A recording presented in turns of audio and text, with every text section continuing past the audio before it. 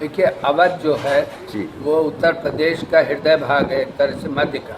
जी और उत्तर प्रदेश की भी जो संस्कृतियां हैं, पूरा पश्चिम उत्तर दक्षिण से, वो सब यहाँ सम्मिलित रूप से प्राप्त होती हैं। जी अवध या अवधि का सबसे बड़ा जो प्रताप कहिए या उसका आप मूल्य कहिए, जी। वो यह है कि ये भाषा बोली से भाषा की प्रतिष्ठा पा चुकी है। जी। जैसे ब्रज को सूर्य ने भाषा का दर्जा दिलाया, जी। वैसे अवधि को गोस्वामी तुलसीदास की रामचरितमानस से बहुत बड़ा एक प्राप्त हुआ पद जी अवधि भाषा हो गई। जी लेकिन लोगों को ये मालूम होना चाहिए कि सभी जानते भी हैं बहुत से लोग कि गोस्वामी जी से भी 250 बरस पहले तमाम मुस्लिम कवियों ने जी। अवधि में बड़ा काम किया। ओ आप सोचिए कि सल्तनत काल में,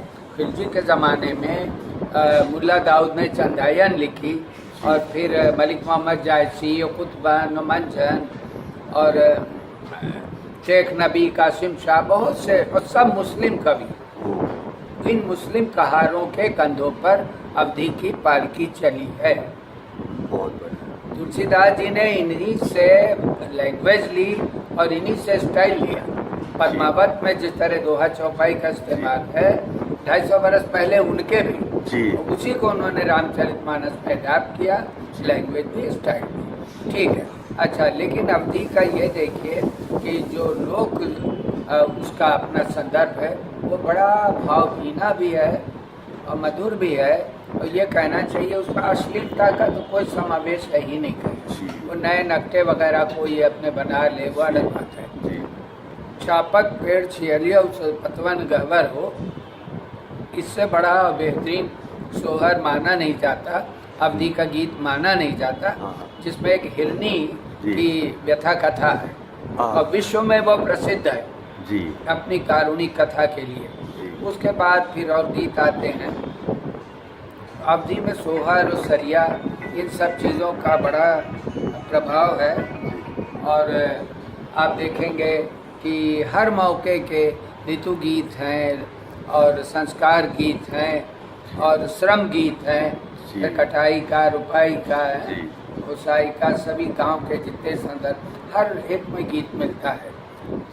तो अब ये लोग इस प्रति जागे हैं, इसके प्रति अपना दायित्व समझ रहे हैं और उस पर काम कर रहे हैं, आगे बढ़ रहे हैं। कि पहले ये औरतों का कारखाना समझा जाता था कि वो, और हमें उनका आभारी होना पड़ेगा कि हजारों बरस इस परंपरा को औरतें अपने साथ लिए रही, और एक पीढ़ी से दूसरी पीढ़ी, दूसरी पीढ़ी से दूसरी पीढ़ी तक उसको पहुंचाती रही। घर आंगन में अपने गीत गा करके, अवसर पे, पूजा पे, मांगलिक जब भी कोई संस्कार होते हैं, तब सबके गाने अलग अलग।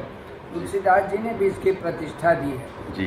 लोक वेद मंजुल दुई क्यूला, यानी एक जो जीवन की धारा है वो दो किनारों के बीच बहती है। एक तरफ अगर वेद है तो एक तरफ लोक है, यानी शास्त्र और लोक अगल बगल है। और ये भी उसमें मान्यता है, बुद्ध के तमाम प्रकरणों से मिलता है कि सारा जो शास्त्र है वो भी लोक से ही निकला है। पहले लोक भाषा है, लोक संदर्भ है, उन्हीं से शास्त्र बाद में बने हैं। तो अवधि में सबसे अर्धमागधी से का सिलसिला माना जाता है, और उसके बाद ये अवधि आई। आप देखिए अमीर खुसरो ने इसका कितना अच्छा इस्तेमाल किया, जो कि आप सोचिए सल्तनत काल के थे, और उन्होंने जितने, जैसे बहुत कठिन है डगरपन की, क्या बदलाव में जमुना समझती, ये सारी हिंदी जो शुरू की, या काहे को ब्याही विदेश रे लखिया बाबुल मोरे, ये उन्हीं ने, या पर्वत बांस मंगाओ रे बाबुल नी के मड़वा छाव रे, ये सारे अवधि के गीत हैं। हरे हरे बसवा कटाओ की मड़वा छवाए देव रे, ये सब खुसरो ने उठाए और उन्होंने गांव-गांव से एकत्र किए और हमारी धाती को और संभाल करके हमको सौंपा।